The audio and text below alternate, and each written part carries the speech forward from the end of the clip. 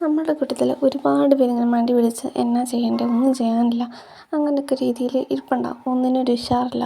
അപ്പോൾ ഇതുപോലുള്ളൊരു ലിസ്റ്റ് നമുക്ക് എന്തൊക്കെ ചെയ്യണം അങ്ങനെയൊക്കെ ഒരു ലിസ്റ്റ് ഉണ്ടാക്കി വെച്ചാൽ നമുക്ക് എന്ത് ചെയ്യാൻ പറ്റും, കുറച്ചുകൂടെ പ്രൊഡക്റ്റീവായിട്ട് വർക്ക് ചെയ്യാൻ പറ്റും.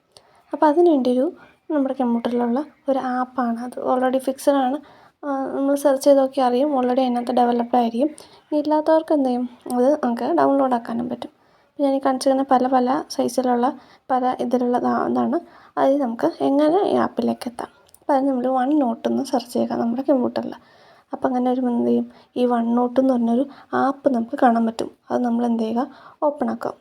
അപ്പോൾ അത് ഓപ്പൺ ആക്കുമ്പോൾ ഡെഫിനറ്റായിട്ടൊരു വിൻഡോയിലേക്ക് അയക്കുമ്പോൾ അവിടെ നമുക്ക് ഫോർമലി നമുക്ക് ടൈറ്റിൽ എഴുതാം, ഡേറ്റ് ഉണ്ട് അവിടെ, ടൈം ഉണ്ട് അവിടെ, അതനുസരിച്ച് നമ്മുടെ പ്ലാൻസൊക്കെ എഴുതാൻ പറ്റും. ഇനി കുറച്ച് ഡീറ്റെയിൽ ആയിട്ട് നമുക്ക് പോകണമെങ്കിൽ നമുക്കിത് പോരാ, കുറച്ചുകൂടെ വേണമെങ്കിൽ നമുക്ക് ആ മുകളിൽ അവിടെ ഇൻസേർട്ട് ഉണ്ട്, അവിടെ നിന്ന് ആ പേജ് ടെംപ്ലേറ്റ് ഉണ്ടോ, ആ പേജ് ടെംപ്ലേറ്റ് എടുക്കുമ്പോൾ നമുക്ക് എന്തൊക്കെ ഏത് ടെംപ്ലേറ്റാണ് വേണമെന്നുള്ളൊരു ഇത് അതിനകത്തുണ്ടാവും. അപ്പോൾ നമ്മൾ അതിനകത്ത് എന്താണ് ടു ഡു ലിസ്റ്റ്. അപ്പോൾ അത് ഹൈ പ്രയോറിറ്റി ഉള്ളത് നമുക്ക് ആദ്യം എഴുതാം, മീഡിയം പ്രയോറിറ്റി ഉള്ള എഴുതാം. അപ്പോൾ അതിനകത്തും ഹൈ പ്രയോറിറ്റി ഉള്ളത് നമുക്ക് എന്ത് ചെയ്യാം, ആദ്യം ചെയ്തിട്ടിട്ട് പിന്നെ മീഡിയത്തിലേക്ക് പോകും. അങ്ങനെ പ്രയോറിറ്റി തിരിച്ച് നമുക്ക് ഇവിടെ എന്ത് ചെയ്യാൻ പറ്റും, ഒരു ടു ഡു ലിസ്റ്റ് ഉണ്ടാക്കാൻ പറ്റും. അതിൽ പെന്നിൻ്റെ കളർ മാറ്റാം, നമുക്ക് ആ ടൈപ്പിംഗ് ചെയ്യുന്ന ഇത് മാറ്റാം, ഫോർമാറ്റ് മാറ്റാം, അതുകൊണ്ട് ബോൾഡാക്കാം, അതിൻ്റെ കളർ മാറ്റാം, ടിക്ക് ഇടണമെങ്കിൽ ടിക്ക് ഇടാം, അൺടിക്ക് ഇടണമെങ്കിൽ എന്ത് ചെയ്യാം, നമുക്ക് അൺടിക്ക് ഇടാൻ പറ്റും. എന്തും നമുക്ക് ചെയ്യാൻ പറ്റും. അവിടെ സ്റ്റാർ ഇടണമെങ്കിൽ നമുക്ക് സ്റ്റാർ ഇടാൻ പറ്റും.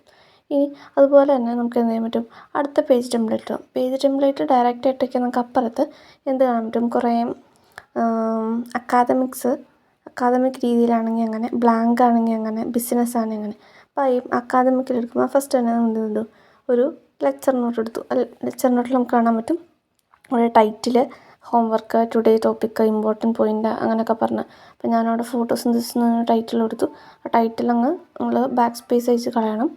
അത് അതിനകത്ത് ഡേറ്റ് ഒന്നും കളയേണ്ട ആവശ്യമില്ല. അതുപോലെ തന്നെ താഴെ ലെക്ചർ ടോപ്പിക്ക് അങ്ങനെയുള്ള സംഭവങ്ങളൊക്കെ ഉണ്ട്, ടുഡേ ടോപ്പിക്ക്, ഹോംവർക്ക്, അതൊക്കെ നമുക്ക് കൊടുക്കാൻ പറ്റും. അതുപോലെ തന്നെ അടുത്ത് നമുക്ക് കൊടുക്കുമ്പോൾ വീണ്ടും അതുപോലെ തന്നെ ഒരു ഫോർമാറ്റ് കിട്ടും. 5 ഫോർമാറ്റ് ഉണ്ട് അവിടെ. അപ്പോൾ രണ്ടാമത്തെ ഫോർമാറ്റിൽ ഇത് കിട്ടും. അവിടെ എന്താണെന്ന് വെച്ചാൽ ടോപ്പിക്കൊക്കെ വന്നിട്ടുണ്ട്. അടുത്ത എന്താണെന്ന് വെച്ചാൽ lecture not and study question. അപ്പോൾ താഴെ ഒരു സ്റ്റഡി ക്വസ്റ്റ്യൻ എന്നൊരു ആഡ് ഓൺ പെട്ടിയും കൂടെ വരും. അതാണ് ഇതേ കാണുന്ന സ്റ്റഡി ക്വസ്റ്റ്യൻ എന്ന ഒരു ആഡ് ഓൺ സംഭവം കൂടെ വരും. അതാണ് നെക്സ്റ്റ് ഫോർമാറ്റിലുള്ള പ്രത്യേകത. ഇനി അടുത്തത് എന്താണ്, മാത്സ് അങ്ങനെയുള്ള. അപ്പോൾ നമ്മൾ പലരും ഫോർമുല എഴുതുന്ന കൂട്ടത്തിലുള്ള ആൾക്കാരായിരിക്കും. അങ്ങനെ ഫോർമുല എഴുതാൻ വേണ്ടി നമുക്ക് ഇതുപോലെ ഒരു ലിസ്റ്റ് ഉണ്ടാക്കാൻ പറ്റും. അപ്പോൾ അവിടെ ഫോർമുല, ഹോംവർക്ക് അതുപോലെ നമുക്ക് അപ്ലൈ ചെയ്യാൻ പറ്റും. ഇനി ഹിസ്റ്ററി ക്ലാസ് നോട്ട്സ് എന്നാണെങ്കിൽ അവിടെ നമുക്ക് എന്ത് ചെയ്യാൻ പറ്റും, വീണ്ടും ലെക്ചർ നോട്ട്, അതിൻ്റെ സമ്മറി എന്താ, അങ്ങനെയുള്ള സംഭവങ്ങളൊക്കെ എഴുതാൻ പറ്റും. ഇനി ബ്ലാങ്ക് ഉണ്ട്. ബ്ലാങ്കിൽ വേറെ പ്രത്യേകിച്ചൊന്നുമില്ല, സാധാ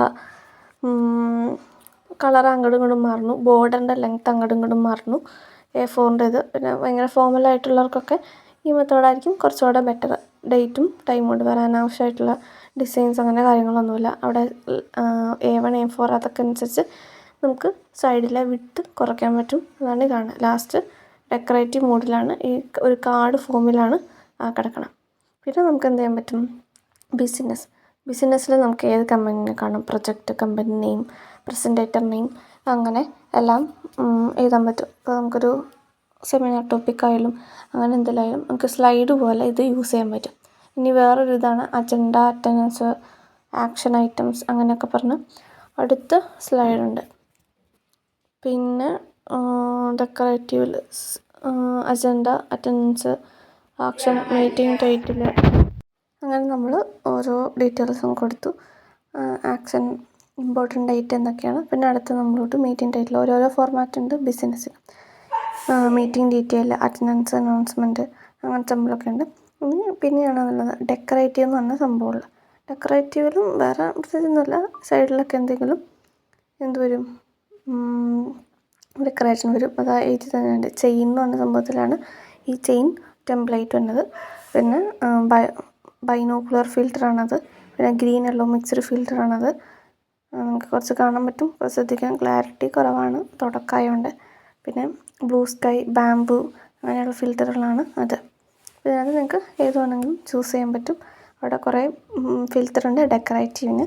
നെക്സ്റ്റ് പ്ലാനേഴ്സാണ്. ഇതാണ് എനിക്ക് ഏറ്റവും പ്രിഫർ ചെയ്യുന്നത്. അത് ഭയങ്കര സിമ്പിളാണ്. ടു ഡു ലിസ്റ്റ് നമുക്ക് എന്തൊക്കെ ഒരു ദിവസം ചെയ്യണം അതനുസരിച്ച് നമുക്ക് ഇവിടെ ചെക്ക് ചെയ്ത് പോവാം. അപ്പോൾ ഇങ്ങനെയൊക്കെ ഓൾറെഡി ഉണ്ടാക്കി ഇടുമ്പോൾ തന്നെ നമ്മുടെ മടി പാതി കുറയും. അപ്പോൾ നമുക്ക് കുറച്ചുകൂടെ പ്രൊഡക്റ്റീവായിട്ട് വർക്ക് ചെയ്യാൻ പറ്റും. നമ്മൾ എന്തൊരു സമയം വേസ്റ്റ് ആക്കേണ്ടത് മനസ്സിലാവും. അതുപോലെ തന്നെ എന്തിനു വേണ്ടിയാണ് ചുമ്മാ വെറുതെ ഇരിക്കണേ ഒരു ഫീല് നമുക്ക് വരും. നമുക്ക് ചെയ്യാനുള്ള കാര്യങ്ങളൊക്കെ നേരത്തെ തന്നെ ചെയ്തു തരാൻ നമുക്ക് പറ്റും.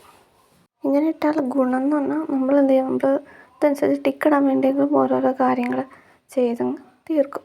അപ്പോൾ അതനുസരിച്ച് നമുക്ക് എന്തൊക്കെ വേണമെങ്കിൽ പിക്ചർ ഇൻസേർട്ട് ചെയ്യാം. ഫയൽ എന്നാവാം, ക്യാമറ എന്നാവാം, അല്ലെങ്കിൽ ഏതെങ്കിലും ഓൺലൈനിൽ നിന്നാവാം. അങ്ങനെയൊക്കെ നമുക്ക് എന്ത് ചെയ്യാൻ പറ്റും, പിക്ചറും ഇൻസേർട്ട് ചെയ്യാൻ പറ്റും. പിന്നെ ഫയൽ അറ്റാച്ച്മെൻറ്റ് ഏതെങ്കിലുമൊക്കെ ഒരു ഫയൽ വേണമെങ്കിൽ നമുക്ക് സേവ് ചെയ്തിട്ട് അതും അറ്റാച്ച് ചെയ്ത് തരാൻ പറ്റും.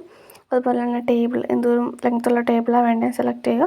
അത് നമുക്ക് എന്താവും അവിടെ ടേബിളായിട്ട് വന്നിട്ടുണ്ടാവും. ടേബിളിലും കൊടുക്കാം. അതിന് ഈ ടേബിൾ നമുക്ക് ഡിലീറ്റ് ചെയ്യാനും പറ്റും. മുകളിൽ ടേബിളിൻ്റെ അവിടെ തന്നെ ഡിലീറ്റ് ഉണ്ടാവും. എന്തെങ്കിലും ടൈപ്പ് ചെയ്യണമെങ്കിൽ അതനുസരിച്ച് നമുക്ക് ടൈപ്പ് ചെയ്യാൻ പറ്റും. ടൈപ്പ് ചെയ്തിട്ട് മുകളിൽ എന്ത് ചെയ്യാൻ പറ്റും, ഡിലീറ്റ് ടേബിളിൻ്റെ ഒരു ഓപ്ഷൻ ഉണ്ട്, ഡിലീറ്റ് ടേബിൾ. അത് ഡിലീറ്റ് കോളാണ് ഡിലീറ്റ് ചെയ്യേണ്ടി നമുക്ക് കോളം ഡിലീറ്റ് ചെയ്യാം. ഡിലീറ്റ് റോയാ ഡിലീറ്റ് ചെയ്യാൻ പറ്റും. ഇനി ബോണ്ട് മാറ്റാം, അവരുടെ സൈസ് മാറ്റാം, കളർ മാറ്റാം, അണ്ടർലൈനുള്ള സ്റ്റേറ്റ്മെൻറ്റ് വേണമെങ്കിൽ അണ്ടർലൈനുള്ള സ്റ്റേറ്റ്മെൻറ്റ് കൊടുക്കാം. അങ്ങനെ പല പ്രത്യേകതകളും ഉണ്ട്.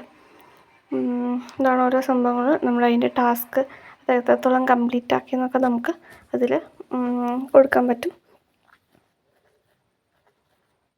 മീറ്റിംഗ് എന്തോരം ഉണ്ട്. ഇപ്പോൾ നമ്മൾ മീറ്റിംഗ് ഒന്നും കൊടുത്തിട്ടില്ല. മീറ്റിംഗ് കൊടുത്താൽ നമുക്കത് സ്റ്റാർട്ട് ചെയ്ത് നമുക്കതിൽ റിമൈൻഡറൊക്കെ വയ്ക്കാൻ പറ്റും. പിന്നെ ഇതൊക്കെയാണ് ബാക്കിയുള്ള നമുക്ക് നമ്മളെടുത്തതെല്ലാം ഈ സൈഡിൽ ഇങ്ങനെ അറേഞ്ച് ചെയ്ത് വന്നിട്ടുണ്ടാവും. നമുക്കതിൽ നിന്ന് ഏതെങ്കിലും പ്രിഫർ ചെയ്തെടുക്കാൻ പറ്റും. ഹൈലൈറ്റ് ചെയ്യണമെങ്കിൽ ഹൈലൈറ്റ് ചെയ്യാൻ പറ്റും. നമ്മൾ സാധാ മാർക്കർ ഉപയോഗിക്കും പോലെ. ഞാൻ ഉണ്ടാക്കിയൊരു ടു ഡു ലിസ്റ്റാണ്. ഏറ്റവും സിമ്പിൾ ടു ഡു ലിസ്റ്റാണിത്. നമുക്ക് ടിക്കറ്റ് പോവാം. എന്തൊക്കെ കാര്യങ്ങൾ വർക്ക് ചെയ്യണമെന്ന് മനസ്സിലാവും. അങ്ങനെ ടു ഡു ലിസ്റ്റ് കംപ്ലീറ്റ് ആക്കാൻ പറ്റും.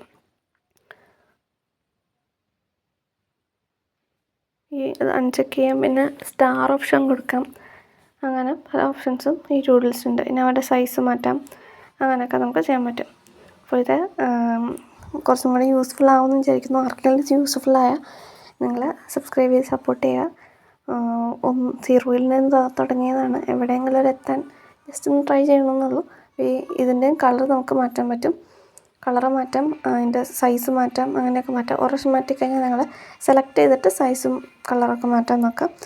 അപ്പം നമുക്കതിൻ്റെ കളറും മാറിക്കിട്ടും, സൈസും മാറിക്കിട്ടും. ഏത് ഫോർമാറ്റിൽ എത്ര വലിയത് അങ്ങനെയൊക്കെയാണ് മനസ്സിലാവും. എല്ലാവരും ഒന്ന് സബ്സ്ക്രൈബ് ചെയ്യട്ടോ.